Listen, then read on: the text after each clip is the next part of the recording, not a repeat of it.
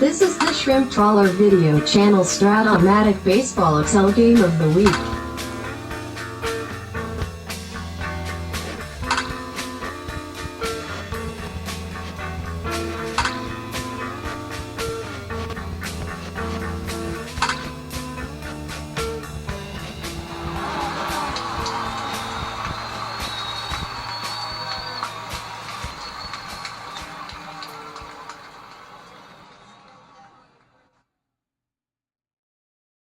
Welcome back, baseball fans, to the Game of the Week in the Fall League 1980-83.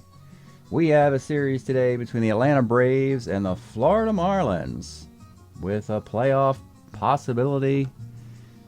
Yeah, could happen, could happen. Let's take a look at the National League. We are winding down, and this is the last series before playoffs for the wild card game.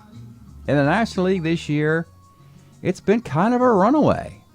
You have the Reds bearing their division here. You have the Phillies, runners up in the World Series last year. Embarrassed, actually. 4 straight losses to the Expos. Winning the division there. You have an expansion team, Portland, beating up on a hapless division here. A lot of times, because these expansion teams play within their own division, once they get into the playoffs, they usually get bounced. But in the Fall League, all you have, they have a bye, is the divisional round, league championship, and World Series. That's the Portland path.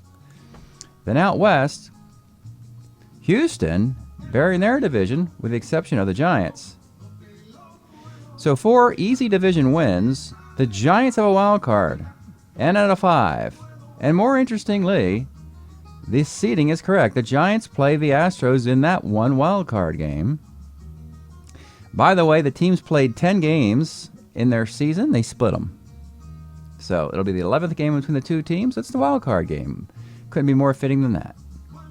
Which leaves us with one playoff team to chase. We're looking for a team that can have a winning record, frankly, and not here. Arizona sadly got bounced with a 500 record. And yep, your Cubbies are 15-14, and they are currently holding on to that 6th seed, clutching at pearls here, and watching WGN for today's broadcast between the Braves and Marlins. Mets faded, and here we have a best of 5 between these two teams with losing records. Somebody could go get a winning record though, and the way this works is as such. Marlins at 2 under need a 3-game sweep. They sweep the Braves 3 straight, they get the number 6 seed. If the Braves do the same, they get the number 6 seed.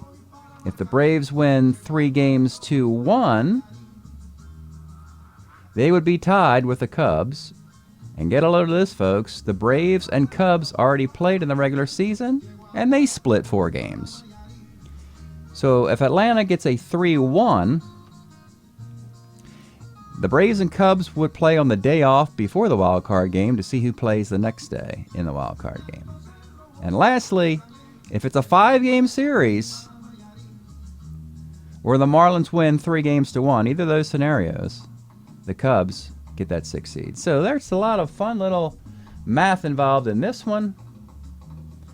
Braves go down to South Beach, have some Cuban sandwiches. It's Phil Niekro for Hotlanta. Phil was 7-7 and 81 with a 3.11 ERA and 139 innings. And the Florida Marlins will provide you with Pascual the Roadmap Perez, 15-8 with a 3.43 ERA and 215 innings. I've been nicknaming him the Roadmap for quite some time. I think it was because he got lost. He missed a start or 2 at Atlanta when he got lost driving to the stadium. So that's true. Let's get started from Florida. Leading off for the Braves, Gene Roof, 56, base hit. Jerry Royster, 1-8, is a 6-4-3 double play. Dale Murphy, 1-6, is a K. We're giving you game 1, and then after that I'll pause. We'll give you the rest of the results of the series. Jeff Leonard, 5'11", a short X. Your shortstop is Ramirez. He's a 2E42. He's a 2E42 shortstop. High E rating. Makes the play. Bonilla, 47, is a K. And Richie Hebner, 310, grounds a second. John Mayberry, 311, grounds the first. Gary Matthews, 54. It's gone off of the Perez card. Jeff Burrows, 57, is a K. And with 2 outs, Len Randall, 56, is base hit. Rafael Ramirez grounds the short. Bottom half of the second inning. Hal McRae, 55, grounds out to second. Pedro Guerrero, 38, is a base hit. Eddie Milner, 1-3, lines a short. And Glenn Hoffman, 1-6, ball 4. 2 on, 2 outs for Ozzie Virgil. 5-10 off a Necro's card. This is Homer, 1-4, double the rest. We look up here. Oh my goodness, it is a 3-run bomb, barely clearing the wall in left field for Ozzie Virgil. Ooh, ouch, Atlanta. That's gotta hurt. For the 238 former Philly catcher. Eddie Miller, not to be confused with Eddie Milner. They have them both. 1-9 Eddie, the latter, grounds out. But the Marlins take a 3-1 lead into the third. Joe Ferguson, 49, second X. Bonilla has a 3 at second base. And he makes the play. Gene Roof, 56, base hit. Jerry Royster, 64, catcher's X. Virgil, the homer hitting catcher, is a 4E14.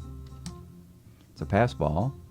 Runner goes a second with 2 outs for Dale Murphy, 59, short X. Hoffman's at short today. He also can play third for this team, and he makes the play. Bottom of the third. Jeff Leonard, 5-12, second X. Len Randall's a 4E22. It's a base hit for a penitentiary face. Bonilla's going to hit and run. He moves the runner up to second. Richie Hebner, 1-6. Single on a 14 gets it. They're on the corners for Hal McRae. 2-9. Let's take a look at a card. It's Hal McRae. 1982, probably the most powerful year the man had. 27 homers, 46 doubles, and a 308 average. He's had higher batting average. He had a 332 in 76, but boy, what a magical year in 82 for Hal. 2-9 here is a base hit into center field. Leonard will score on the play. And we have first and second with 1 out, and Pedro Guerrero. The pitch to Guerrero, 47, is a K. Eddie Milner, 64, catcher's X. And Ferguson's a 4E9 catcher, pass ball. Foul out. Won't score the run. It's 4-1 into the fourth. John Mayberry, 2-2, lines out to second. Gary Matthews, 56, double 1-2. Is a base hit. Burrows, 5-12, pitcher B. And Len Randall, 38, grounds the first. Bottom of the fourth, Hoffman, 48, second X. Your second baseman is Randall's a 4E22, another base hit off of him. Not good defensively. Ozzie Virgil, the fans give him a big round of applause here. 39, skies the center. Eddie Miller, 34, lines out. And Leonard, Jeff, 1 flap down, 57, strikes out. To the fifth we go. Rafael Ramirez, 65, grounds to second. Joe Ferguson, 6'10", short X. Marlins shortstop again. Glenn Hoffman being tested again. Makes a play. And Gene Roof. The roof's on fire. Gene Roof, bouncer to third. This is Pedro Guerrero, playing out of position, but he can play a lot of positions. None of them very well. 4E37, but he makes the play. So you're getting some huge defensive breaks for the home team with shoddy defense, not blowing it. While the shoddy defense on the Braves set up a couple hits. Bottom of the fifth. Let's pause a moment for station identification. This is the Shrimp Trawler video channel. Este es el canal de videos de camaroneros. All right, bottom of the fifth. It'll be Juan Bonilla. 48, second X. Again, Randall. What a nightmare Len's had today at second base. Every ball hit to him has been a single. Oh boy. Richie Hebner, 5'11", walks. Hal McRae, 54, pops to second. Pedro Guerrero, 65, center. And Eddie Milner, 112, grounds to short. They don't do anything with that opportunity. It's just a 4-1 game into the sixth. Jerry Royster, 1-8, grounds to short. Dale Murphy, 210, short. Hey, we'll show more cards if the players start doing something on them. John Mayberry, 6'11", pitcher X. He's an E27. Driving's not his suit, nor his fielding apparently. 2E27, but he makes the play on the range of 2. You see a parentheses, it reflects an E rating. Without it, it reflects a fielding rating, and all pitchers are 2s. So that's an out. Bottom of the sixth. Marlins. Fans are into this thing. They have something to chase. A 3-game sweep and a playoff spot. Meaning 2 expansion teams that didn't even exist in this timeline could go to the playoffs. That's a big story in the Fall League. Glenn Hoffman, 57's a K. Ozzie Virgil, 58, single one of 15, cannot convert. He doesn't convert it. Eddie Miller, 410, pops to third. We go to the seventh, briskly moving affair in Marlin land.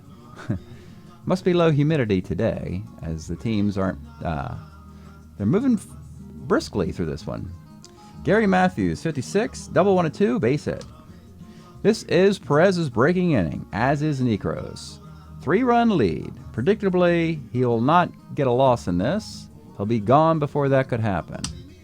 Jeff Burrows, 63, pitcher X, and here we go. You got to field your position, and again, a huge break. No E rating possibility. We have the 2 result, which is just a ground ball C. Florida's gotten 5 breaks defensively on the defensive side, plus a few opportunities when the Braves blew it. So that's been a big swing defensively in this particular game, and it's only a 3-run lead. Len Randall, 69, center. Runner at second, 2 outs for Ramirez. 45, he flies to center field. All right, stretch time here in Florida. We are enjoying Campe Segundo from the Buena Vista Social Club, doing all the wonderful hits from that record. He also has a brilliant collection of his own. The whole huge playlist. This looks different now as we're into the web browser version of Spotify from the previous versions of this that you saw on the channel. But here we go. Back to the game. Bottom of the seventh. Necro will stick around. You know, Nuxie with a knuckleball lasts and lingers long into games. Jeff Leonard, another L, 4-7 Ks. Juan Bonilla, 65, center. And Richie Hebner, 43, first X. This is Mayberry. John is still decent at first. He's a 2E10. The big man makes the play. We're rolling along here into the eighth. Do the Marlins consider some defense? Yeah. Just Ivan DeJesus. DeJesus will come in the game and play shortstop. Hebner goes to third. Guerrero will be your DH. Into the eighth we go. It'll be Joe Ferguson. 3-6 is a walk. No danger of breaking on 2 base runners. 3 will do it. Gene Roof. 39 a walk. And here's your tie run. It's Jerry Royster. Better against lefties, so Perez will pitch to him. 6-12, fly to the left. Now you got Dale Murphy. Let's take a look at Dale's card before he swings. He's your 1982 MVP for the Atlanta Braves. 36 dingers, 93 walks, a 281 average, the brilliant range and arm in center field, ace stealer. He's all that in a bag of chips, folks. It is Dale Murphy, 1982 card. And here's the pitch to Dale. 46 is a base hit to right field. Don't want to run out of this inning. They'll load the bases with 1 out. And you know what that did? It exited Perez. So he goes 7 1/3. 5 outs are needed for a victory with the bases loaded. And with the lefty Mayberry, it will be Tom Bergmeyer coming out of the bullpen. Tom Bergmeyer was with the Red Sox in 82, 2.29 ERA in 102 innings, 7-0 for those Sox. He comes in the 8th to face Mayberry. Mayberry doesn't hit lefties as well as righties, but he has home runs there, so they're going to let him swing. They're not going to pinch hit for the big man. You can get a grand slam here and get the lead. Here's the pitch to John Mayberry. 3-10 is a K. And with 2 outs, it's Gary Matthews. And they will continue with Bergmeyer, even though there's no lefties coming up until you get to switch hitting Randall, who's not good against them. Gary Matthews. 47 off Bergmeyer is a single to center. Now you could run a couple guys here. Roof is a 15 to score, 16-17 off the Milner arm at center -2, and he scores. So it's a 2-run single. Murphy goes to third. It is 4-3. It was a gamble to stick with Bergmeyer. And at this point, they're going to stick with him again for Burrows with a tie run at third. Here's the pitch to Burrows. 69 flies to right field. The inning's over. Bottom of the 8th. It'll be DeJesus in the McRae spot leading off. 68 is a walk. Double-A Steeler is taking off. He's in there. Runner at second for Pedro Guerrero. 47 off of Nuxie is a K. Eddie Milner. 67 is a line out. And with 2 outs, Glenn Hoffman. 110, let's take a look at Glenn Hoffman's card in 1980 with the Boston Red Sox. A 285 hitter. Probably would have been a third baseman versus a shortstop, but some guy named Wade Boggs showed up, as did Carney Lansford. So they moved Hoffman to shortstop, and that pretty much doomed old Glenn, and he didn't last much longer. But he had a nice 1980 with this card. 110 is a base hit to left field. DeJesus is going to run off of the roof arm, and it's a +3. It's 1-21. He scores. 15, 7, 16, 18, 1-21. On a 20-sided, we'll score the run. 5-3. Virgil. 6-11, first X. This is Mayberry. Again, we left him in there with his good defense. 5-3 the 9th. Necro will punch out after 8 innings. Bergmeyer will start the inning versus Len Randall. We'll probably see a pinch hitter in this situation. We do. We'll go with Bob Brenly as a pinch hitter. And that will chase Bergmeyer. So we will go to Neil Allen. We'll come in to close it. Neil Allen was a Met in 81. 7.6, 2.96 ERA in 67 innings. 2-run lead for the Marlins. Neil Allen trying to get the victory. And Bob Brenly will pinch hit. Here's the pitch to Bob. 39, lines to short. Rafael Ramirez. 38 is a ground to short. And with 2 outs, it's number 9 hitter Joe Ferguson. Let's take a look at him before he swings. Joe, very nice partial season in 1980, as he had 9 homers and 172 at-bats with 38 walks. Plus, he's a 0-arm catcher, not a +2 arm. That helps him a lot. Lots of homers both sides. Lots of walks against the righties. Fun card. Here's the pitch to Joe Ferguson.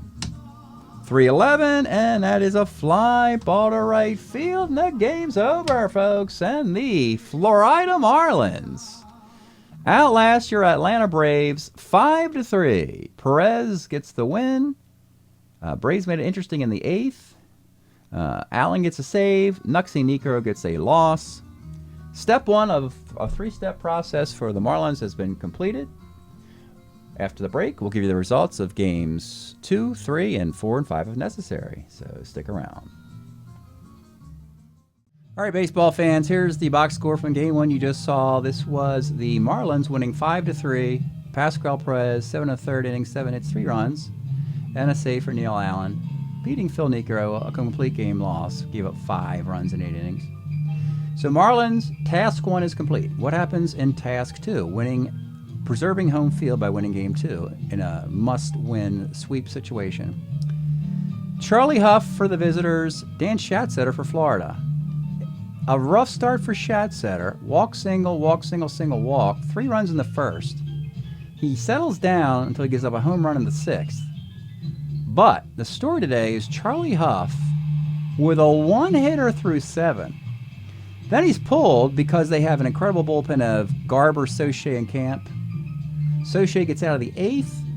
Camp gives up a solo homer in the 9th to Glenn Hoffman. But it is a 4-1 victory for the Braves. And they get a split of the first 2. We know what this does. It eliminates the Marlins. Because unfortunately, if they were to win the next 2 games, the series would be over and they would be a half game behind the Cubs, as Atlanta would nothing to play for in a game 5. So now it's in the Braves' hands. They need to win the next 2 games. Game 3, now we're in Atlanta, and lo and behold, the visitors, David Palmer and Florida versus Mike Madden in Atlanta. It all happens in a disastrous 2nd inning. In the disastrous 2nd inning for Florida, they crushed the Braves. Walk, single, walk, single, 2-base error, Gary Matthews, and then a Hal McRae home run. They bat around. They score 7 times. The Braves try and rally late, but unfortunately, too much failure in this inning has blown the Braves and the Marlins' chances, really. Which means the Marlins win this game 9-3. They're up 2-1 in the series. And the jumping up and down you hear is the Chicago Cubs, who are going to make the playoffs. And now these 2 teams are just finishing out the string, as we say. With the Marlins up 2-1, the Braves, well, they win game 4 and retie the series with a 4-3 victory. Tommy Boggs beating Vern Rule.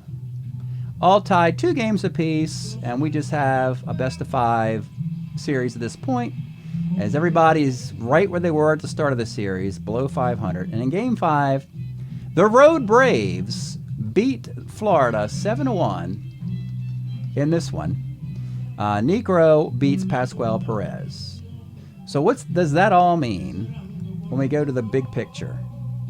All it means is that the Braves get up to 500. And the Marlins fell another game under 500.